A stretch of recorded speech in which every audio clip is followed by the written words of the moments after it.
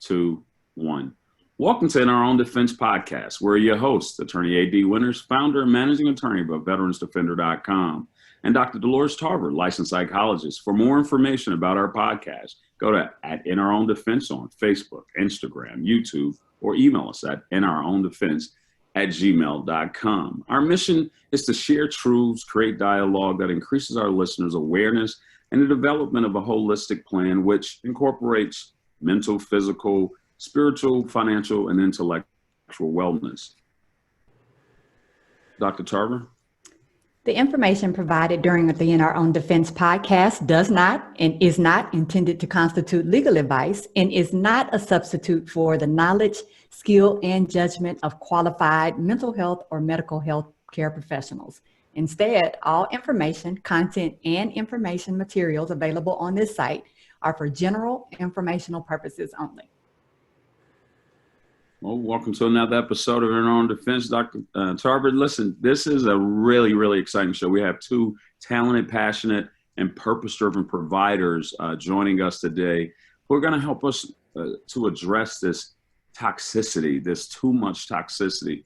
I just know in the military it was a buzzword that people were using all the time. Oh, that's toxic leadership, or that's toxic this. What have you been noticing in society regarding toxicity? Good to see you, Attorney Winters, as always. And this is right up my alley because so much has been happening just here in the state of Georgia. And you all have probably seen the viral videos that have gone around. You all may remember 26-year-old Sydney Parham and her setting her, we're not sure if this is her partner or somebody that she was involved in a relationship with at some time, but actually igniting his Jeep on fire in the parking lot. That video went viral.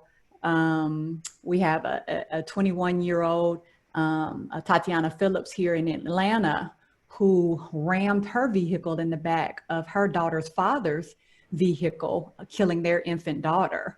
And of course, nobody can even get past in Columbus, Georgia, essentially what was a hit that was put out on a couple. The co-parent, the female co-parent in the couple, put a hit out on her child's father's girlfriend and solicited the help of three men rather. And they literally shot this woman in the head and kidnapped her and killed her because she had been stalking him, wanting him to end this relationship, and he had moved on. So those are several examples of women who have struggled with either relationships ending or misunderstandings of the dynamics of relationships. And I think nobody has forgotten R. Kelly and that documentary that was done on him, Surviving R. Kelly, and how toxic those relationship patterns that we learned about were. So this is a topic we can't escape from, whether it's in our own local communities or with our celebrities. So I am very excited for us to be talking about it. What have you seen with regard to some of these dynamics? I mean, I think naturally those are three of the, those examples that you alluded to, and then those two surviving shows were definitely toxicity. I think just within the annals of the history of this country, we have so much fake bravado and one-upsmanship with the negativity that it's just everywhere you go. Anything you do, the music is toxic. The energy becomes toxic. And then we're under an enormous amount of pressure. Even if you just watch the news, everything is so much vitriol. And back when I grew up as a kid, it felt like we were just getting the news. It felt like when you read the newspaper, you were just getting the news. People were going out and giving you news, entertainment, whether in sports, and that was news. And that was all you're going to get. Now everything has a slant. Everything has an angle. And it's just constant barrage of why this side is wrong and why that side is wrong. And it perpetuates itself through everyday life, whether it's politics, whether it's economic issues, banking. And then now people are having enough strength to be toxic back or stand up for themselves. And so it's just a bunch of negative space that we're all experiencing. Oh, by the way, we still have a whole pandemic to live through. We got an upcoming election of all these local officials and the presidency that we've got to kind of turn the ship, turn the tide on some of this energy. But I'm excited about this show because we get to finally unpack what is the toxicity, how is it bad, how is it reverberating to costing money now. See, this toxicity is now costing you money. People are saying, I'm not going there if they are racist. I'm not going to a place if they are sexist, bigoted. And so I think that's why it's so important to have these two talented providers to help us unpack this. And if you don't mind, let's welcome them to the show. And I'll introduce Dr. Oguntala.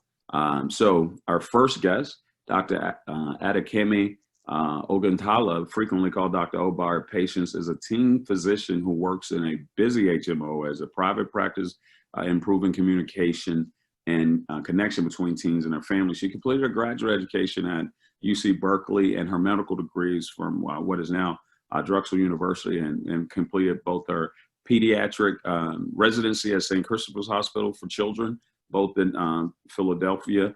And then she graduated, she got her adolescent medicine fellowship at Stanford University. She is an author, speaker, mother of two, believes that decoding behavior and improve emotional health are powerful tools, as we always try to put these tools in our listeners and viewers toolkits. And she wants people to know that better, know themselves better so they can do better, know better so they could do better. That's a montage. And if you'd be so kind, could you introduce Dr. Matt Smith? It is my sincere pleasure to introduce Dr. Matt Smith, who is a licensed psychologist. He obtained his doctorate degree in clinical psychology from the Forrest Institute of Professional Psychology. Dr. Smith provides individual, couples, and family therapy to adults and adolescents. His areas of interest include depression, which I think a lot of people are experiencing right now, anxiety and stress management, relationship difficulties, divorce issues, grief and loss, and men's issues.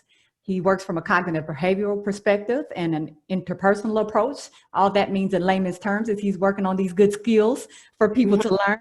And the goal of his work is to help individuals identify and change some of those maladaptive behavior patterns that they've developed and have more balanced attitudes toward themselves and others. He wants them to have satisfying relationships and improve their ability to manage stress and anxiety. He focuses on increasing a client's self-awareness and assist them in establishing new ways to cope with their difficulties that are consistent with the client's personal values and beliefs. So welcome to the show, both of you, Dr. Oguntala and Dr. Smith. We are super excited to have you here. Appreciate the invite. Thank you. Yeah, thank you. Dr. Tarver, would you like to start us with the questions? You're so kind. Thank you so much. So we're going to just jump right on in this, guys. We have been looking forward to this. And before the show, we're just talking about toxicity and how it expands across so many areas. But we think it's important to start this dialogue with let's talk about some familial patterns, because I don't think you can talk about how we got toxic if we don't understand the roots of where some of these behaviors come from. And we know that a lot of times we learn these things from our families of origin. The people that showed us our first relationships, the first people we were with whom we were in relationships growing up. So can you guys just kind of help unpack for us how you feel like the family of origin and these familial backgrounds and experiences might set the stage, if you will, for us developing later toxic behaviors? Dr. O? Okay. First? Oh, that's so nice of you. Frequently when people come to me with a complaint about their teen, and I just, this is just one point of entry, for example. But they'll have a complaint about their teen. They're doing something that really is not productive, is maladjusting, doesn't indicate that they have any sense of what they need to accomplish, what they need to do. They don't realize, one, that they're describing anxiety or depression. One, two, they don't realize that the patterns are actually stemming from what they have actually taught them. So the way teens work is that they are responding to how they are being treated. And so that means that invariably when somebody comes to me and they say something about their teen, it means that I have to do a bit of education about how they were raised is showing up in their relationship with their teen, right? So frequently what I'm trying to ultimately get to is that you cannot teach what you do not know. And the thing is that when you don't realize that suppressing what you were feeling growing up doesn't allow you to process it, and if you can't process it, then you are essentially relying on the fear part of your brain being triggered all the time through this beautiful being called your teen. So I will frequently end up telling parents that your teen is essentially your Yoda. They are your spiritual guide. And so if you can switch your thinking of the things that are bothering you that they do are really a question that should be asked rather than a disciplinary, more likely a punishment action. So when your teen is doing something that bothers you, and again, this is just one point of entry, obviously it ends up repeating with regards to your spouse and other people. But if your teen is doing something that bothers you, the thing that I'm trying to teach them to ask is, why does this bother me? What is this doing to me? Why does this bother me? And when we can ask that question instead of react in a way that tries to suppress or deny the activity, then what we end up doing is learning about ourselves. And, you know, that emotional growth is powerful. Yeah, I want to piggyback off that because inevitably hurt people, and it's really simple. And so when you come from an environment, and you come from an environment where it's that you are in a toxic relationship, you grow up in a toxic relationship, and now this relationship becomes normal. And now you have this normalcy going on, and you leave the house and you think that this is how relationships are supposed to go. When you're in a relationship and it's generational. And sometimes me being from the inner city, there's a lot of negative things that are taught. And you have to understand that this is just one viewpoint of life. And there's other viewpoints and other messages that you can take in from other subcultures or other people or other mentors. But a lot of times, just like welfare systems, there's third generation people who are on welfare. And so they're just teaching these type of behaviors because a lot of this is environmental. So if you come into a relationship and you're from a single parent household and you had the father or you had the mother who promised that they were coming and they never came, and you're used to abandonment issues. So now you're in relationships and you are fearful of relationships because now you have commitment issues because of the abandonment that you have experienced in your lifetime. Now you hand that down to your children and they hand that down to their children, and you're building a toxic system within your family system. And there's no way to just, okay, now you want to bring your child to me and you're saying that your child doesn't want to do their homework, that your child is disconnecting from their responsibilities because they have learned abandonment issues within the system within your household. And you just want me to work with the child. But oftentimes we have to work with the whole system. If something's wrong with your engine, pouring more oil into it is not going to fix the engine. We have to disassemble the whole engine and put it together. And that's how the family system strategy works. Yeah. No, that was and so when you're saying building these systems, and I think I'm hearing both of you all saying that you gotta attach yourself to the whole of the problem and not just the conduct or the behaviorism of what a child has done, what this human has done. This practicing adult, like they're practicing until they become adults. And so when are families receptive of that, when you're saying, hey, I need to kind of do some housekeeping, I need to do some inventory, because I imagine you guys do inventories before you're able to get into to find out about that family background. So are the families receptive? Dr. Smith, do you find them receptive? No, families are rarely receptive to saying that oh, you want me to fix your child, but first I have to bring you in because I have to help fix you. And sometimes, you know, where did you get this from? Oh, your parents. Okay. And people take that personal. And oftentimes no one wants to admit that they have a generational issue, or their parents are taught them the wrong way, or they are doing something wrong, when they in a heart of hearts, they really are feeling like that they're doing the best job that they can do. And so they feel attacked oftentimes. And then once a person feels attacked, they go on the defense. And so this is what you're getting. You're getting the defense. And I got to get through all this Mortal Kombat in order to change the system, in order to assist the child, so they will maybe possibly stop cussing the teacher out, or stop biting their cohorts at school, or stop fighting, or things of that nature. Yeah. So when you bring they're bringing the car to the shop, the child to your office, and they're saying, "Hey, go ahead and fix the child. Looks like it's going to be a new engine there. We need to put in there." Whoa! I just want to change my tires. No, we can't just change it. No, you can't. Yeah. Okay. And do you find that is that very similar on your end too, Dr. Oguntala? Absolutely. One of the things that I'll do is I'll have people read the Four Agreements.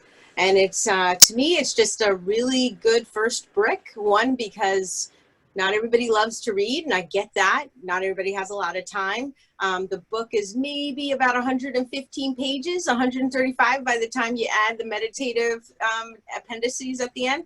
And it's like 2 hours on Audible. But this book, The Four Agreements by Miguel Ruiz, it has the first agreement is to be impeccable with their word, right? How you speak to yourself, how you speak to other people, how you participate in speaking about others through the way of gossip, right? So if I can get them to see that written on a page and then reflect, this is teaching reflection, right? It's like, I kind of do that. I see how that works. I got it. And then the second agreement is not to take things personally, right? Oftentimes when someone is talking to us, because we have wounded parts of us, the wounded parts are the ones that get flared up, which is what we're defending, right? If I can teach that in a third party way, then by the time I say, you know, I think maybe it's not you today that's being hurt.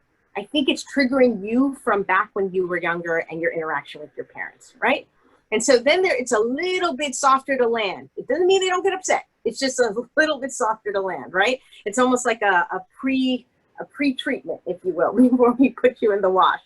The third agreement is to not make assumptions. And I think we make a lot of assumptions all the time. You did that to me because you don't like me, because you don't love me.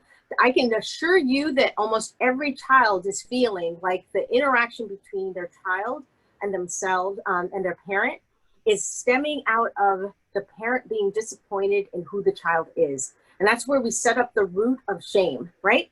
If you can't blame the parent for their behavior and hold them accountable because you don't know enough to hold them accountable, then the only thing you can come up with as a 2-year-old, a 3-year-old is essentially, it must be me. And so that's where you start the constant, it must be me, it must be me. And I think that becomes an important part of asking, how do I get you to have the courage to clarify what's going on so that you can actually understand that it is not you who's causing that, right? And of course, these things that I want them to practice with their parents are things I want them to practice with everyone, including future dates, right? This is where all this is leading to, right? And then the final agreement is essentially do your best at the previous agreements. Always know that you're doing your best at the previous agreements, right? Depending on whether you're tired or hungry or, you understand something, don't understand something. And I always tweak that for them to say, always know you are doing your best. Always know you are doing your best. And, Maya Angelou had that quote, you do what you do until you know better. And when you know better, you do better. And if that simple phrase is repeated, right, they'll literally say to me, like, sometimes I just hear your voice saying that. Because what I'm trying to do is instill a self-compassion that allows them to hear the constructive criticism so that they can learn and grow rather than hear and defend, right? If I can switch that, then they can spend more energy saying, what don't I know, rather than don't tell me what I don't know, which is the defense. And so usually sort of having that third party softening, and even if they don't read it, they're going to hear me repeat the 4 agreements constantly to the point where they'll want to read it, is that they start to realize, oh, that's taking it personally. Oh, that's when I'm making an assumption. Oh, I'm not being impeccable with my word. So yes, when you tell your daughter, I'm not going to make it now, but I'll make it when I'm done drinking my coffee, that is not being impeccable with your word. When you say, give me 5 minutes to finish drinking my coffee, and I promise I will start making your waffles, that's being impeccable with your word. Now, it's also, now she doesn't have to make assumptions. It's also, now she doesn't have to take it personally when you've taken, 10 minutes, now all this stuff can happen that wouldn't have happened before if they weren't impeccable with their word. But when they can hear those 4 things going over and over again, what starts to happen is it's just a foundation I can use to offer constructive criticism without them feeling like I'm judging or criticizing or blaming, which is essentially all the things they grew up seeing, right? They didn't see anybody take responsibility. They didn't see anybody say, I'm sorry for hurting your feelings. That was not my intention, but it does not make it all right. They didn't see anybody be able to say, I could have done that better. You're right. You're right. And so because nobody saw that, they don't know it exists. And so that becomes so important to model that for them. And that's what I'm constantly trying to do, is model that for them so they can see it differently. But thank you, Dr. Like that, those are some really interesting points, because I think you gave us a lot of things at one time that I you probably actually got into some of our other questions. Save some for later, Dr. O, save some for later. You and Dr. Smith brought up 2 important perspectives, which is how we receive feedback. Yeah. And so that difficulty we have in being able to hear others give us feedback about ourselves. It is easy for us to say, oh, our kids aren't doing these things, but it's harder for us to be able to say, and they learned it by watching me. Yeah. And it's hard. It's so hard. Yeah. And I think that if we're not saying that with love and compassion, they don't know that you're doing it out of love for them. And sometimes I have to be that clear. I say this with love and absolute respect for how hard you're trying. Absolutely. We can do this better. Absolutely. Attorney Winters, I think you had the next question. Well, yeah. So, and I'll start this one with Dr. Smith. Kind of when we hear these these old sayings about what happens in Vegas stays in Vegas, then it gets kind of put to the house. What happens in the house stays in the house. And we're out telling people our business. But on the other hand, frequently invite family and friends into our relationship when there's conflict. I like to explore those dynamics about keeping a relationship private versus sharing.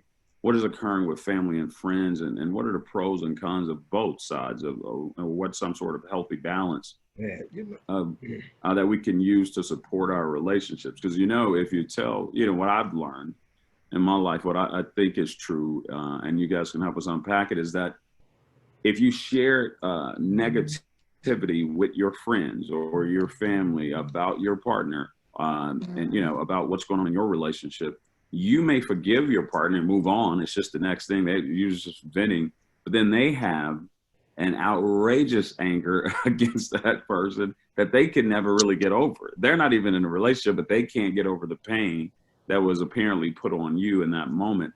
What's the balance when we, invite our families and friends into our relationships, and how do we strike that balance, Dr. Smith? Oh, wow. That's a great question, and it's very complicated because there's a such thing as support systems, and every person on this planet needs a support system. We as people need support. We need support in our relationships, especially Black relationships, where we don't, our failure rate is higher than, it's higher than most. Our divorce rate in the Black community is at, I think the first time that Black people get married is probably at the 50, 60%. Second time you get married, it goes up a little higher. And the third time that a person gets married is even higher.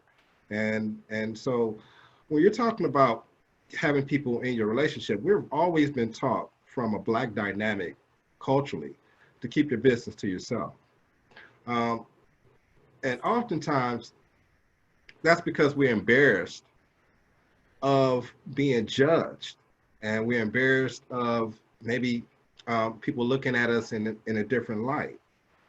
I often say that if you have a support system and they are helping you navigate through your relationship, then it's all right to give them things that you're trying to work on, that you're trying to solve, because I believe in being solution focused. And so solution focus is one of my orientations when it comes to couples. If this is you just venting, maybe you need to get a psychologist or a psychiatrist or a counselor so you can vent, so it doesn't blow up your relationship. Because a lot of times blowing, you tell people things in good faith, it gets out and it harms your relationship. And this is not just relationships with men and women. This can be relationships with women and women, relationships with men and men, it's just relationships in general. And so you have to look at your relationships as it's a diamond, and you want to safeguard this diamond. And you're only taking it to a jeweler who's going to polish this diamond that you trust. And so the relationship is just like that. So that's a very complicated question that you pose, because people's support systems are different. But I always tell people to look at your relationship as being a precious jewel, and you're just not going to just throw your pearls to swine. And I only thought about that question from the interior, how do you keep the gossip and all of that from breaking it down? But I never thought about it vis-a-vis the high enormous divorce rate, and even past the divorce rate, the enormous amount of kids that are growing up. The reverberating effect of all of this are kids growing up without both biological parents in the household. And then, so all of these layers, they got all of that to unpack. Oh man, what are your thoughts on this, Doctor? You just blew my mind there, Dr. Smith. Put so much more back on me. Dr. How do you feel about that? Well, one of the things I really liked that Dr. Smith said was about using a therapist as somebody to vent to instead of a friend. And I think that is, it becomes so important, because then the venting, I've found, doesn't really work as well as the processing. And I don't know that friends always know how to process, since they want to be your ally.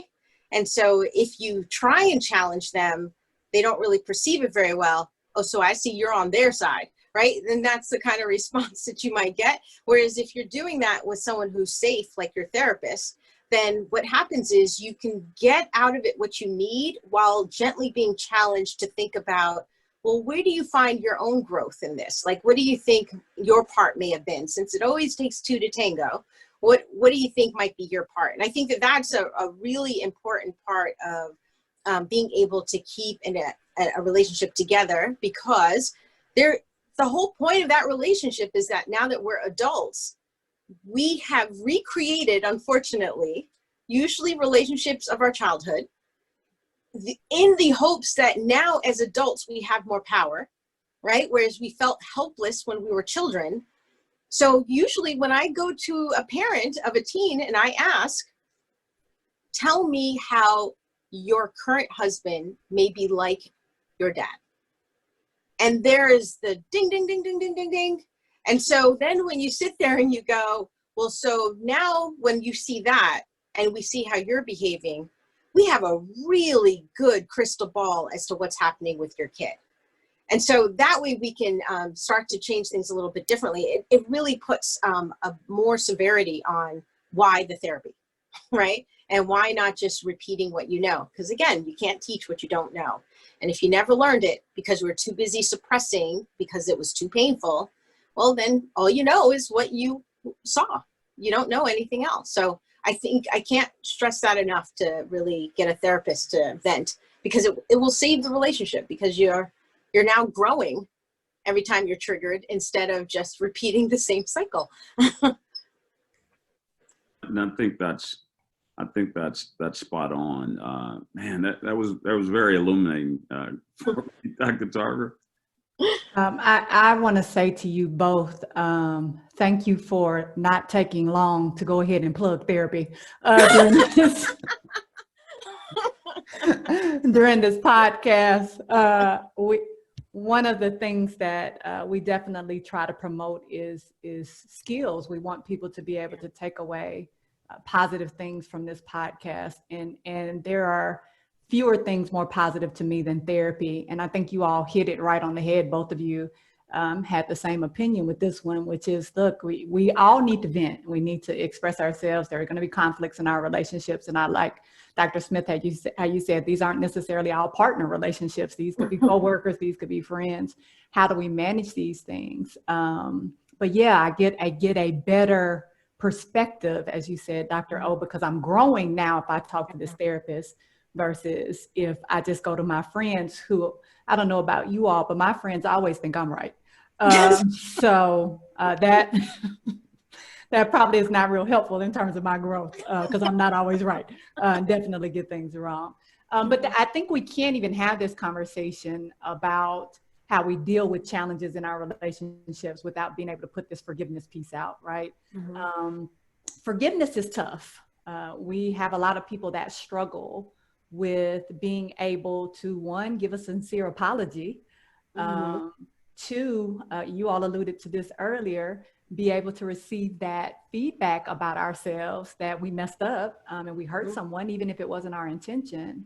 And then three, because it makes us uncomfortable when we hurt people we love, we don't want to stay in that space. We want, one of my good friends used to say, when we mess up, we want grace. When other people mess up, we want to nail them to the cross. And so that struggle with being able to figure out how to forgive. And then when the hurt is so deep, these generational hurts, as you guys have been alluding to, then how do I forgive this person who has hurt me multiple times throughout my life? So can you guys answer all four of those questions that was posed in one? Yeah, I'm gonna answer a part of it. Hopefully, a lot of times forgiveness comes from communication, and I just think that when you're in a toxic relationship, you notice that the communication is off. Like, you can't communicate with this person. You can't, no matter if you even try to formulate a plan on communication. I often teach couples or even people how to argue. Right, the Four Horsemen of the Apocalypse by John Gottman. Gottman, yep. The first thing is criticism. You have to work on your criticism. Sometimes constructive criticism is good, but negative criticism is going to break your relationship down. Another thing is contempt, and you know, mocking a person, or you know. And then the third thing is defensiveness, being defensive. We just talked about that. So now I can't get through your wall to connect to you, to find out what the real issue is. And the last thing is stonewalling. You know, stonewalling, you just gotta, you know, you're not even caring, no love, no reaction. You're not gonna give any information. You're just gonna stonewall a person. You're not gonna talk. And things of that nature. So these are negative, toxic characters or characteristics that we bring into relationships that make our relationships even more toxic. So we talk about trying to break down these barriers in order to get to a place where you can feel comfortable with apologizing about something that you might have done. Because if you're talking to me correctly and I see that the relationship, the conversation is flowing in a way, then I can see within myself maybe some things that I have done, and it's easier for me to apologize. But if I have all of these characteristics of criticism, contempt, defensiveness, and stonewalling running rampant within my being, within my character, it's how can I apologize? Because now I am on this narcissistic journey. And so you have to be very careful with that, because it's hard to see within when you have a lot of these barriers coming into play. Yeah, I agree. Dr. O, thank you Yeah. for that, Dr. Smith. I love the Four Horsemen. Thank you for bringing Yeah. that one in. Yeah. Yeah, I love the that's Four right. Horsemen too. I love Yeah, that one. yeah. Go get that counsel. Plug it, plug it. And I want to fold the Four Horsemen into, because I feel like we do that with everybody, right? We have those toxic relationships with everyone. And then I always fold in, Dick Schwartz's internal family systems, because I want people to be aware of the wounded child of when we were younger. The patterns that were repeated then are what didn't allow us to really trust ourselves. And so what ends up happening is part of the toxicity of "you hurt me" is that I allowed myself to be hurt again. And so it becomes less about what the other person has done. It's that, can we forgive ourselves for putting ourselves in that situation over and over and over again, being hurt by this person and yet not feeling lovable without that person. And so what I've often asked somebody to do is, can you be there for yourself? Can I teach you how to use the self of who you are, which, as Schwartz would say, is, and many practices actually say, is always compassionate, kind, loving, patient. It's always those things. So it doesn't look at the wounded child and say, I'm so ashamed of you, I don't want to act like you exist. It says, you didn't deserve to be treated that way. And when you can do that for yourself, I don't need anything from you. All of a sudden, I can see how your wounded child was treating me that way.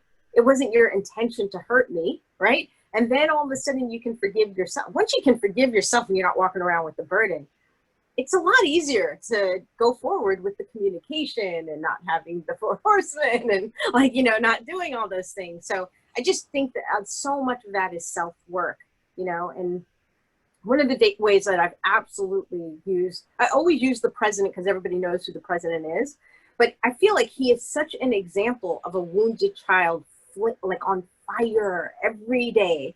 And so when you can see, again, to use what Dr. Smith said earlier, hurt people, you can't take his stuff personally because this man was never loved, not a day in his life. That's what it looks like.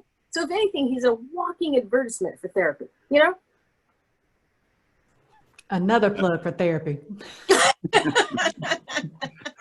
No, I think that's as we've unpacked thus far in this tips for eliminating too much toxicity, as we try to help people in our own defense podcast. I think this gets us to a good stopping point for a quick break, because I don't want these lessons to be lost that we're getting here about these unhealthy familial relationships, those patterns of violence. We've been discussing some of that, the family dynamic. How do you reach back, and how do you fix the hole, or at least try to structure the hole in order to prepare and fix, working with the youth, the child or the offsprings or the components of that family, right? And as we break right here into this, we'll be right back on In Our Own Defense podcast. We're here today joined by Dr. Oguntala and Dr. Smith, with Dr. Tarver and I, and we'll be right back after this quick break. Thank you.